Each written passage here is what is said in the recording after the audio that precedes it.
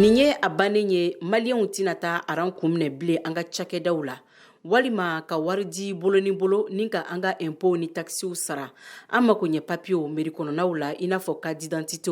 wolosɛbɛnw o n'a ɲɔgɔnna caman fo ka taa se ɲangiliwalew ma an ka sirabakanaw la ko ka o wari di bolo ni bolo ko o bɛna dabila pewu fo ka taa se mobili visitiw ni techniquew plakiw ma an'an ka péagew ni pesagew ni si sarali tɛna kɛ bilen bolo ni bolo Mali faaba kɔnɔ Bamako a bɛɛ lajɛlen bɛna sara an yɛrɛ ka telefɔniw de fɛ ni Orange Money ani Move application ye nin ye latigɛ ye min yɛrɛ tala jamana marabaga fɛ a bɛ waati bɔ nka a doli bala ni ka a baara yɛrɛ nun don o kɛla juma tɛmɛlen colonel Asimi Goyita yɛrɛ fɛ a ka jamanakuntigiso la nin baara min sigilen filɛ sen kan a kɛ kun ye yasa ka se ka yurukuyuruku yɛrɛ kɛlɛ ni ka nɔgɔ bɔ jamana cakɛdaw ka baaraw kunna ani ka jamanadenw yɛrɛ lafiya ni k'u senateriya u ka baaraw fɛ nin programme min daminɛlen filɛ nin ye a ɲɛsilen don Bamakɔ kelen de ma fɔlɔ yani baaraw ka se ka san sɔrɔ ni ka a cari jamana fan 14 tɔw kɔnɔna na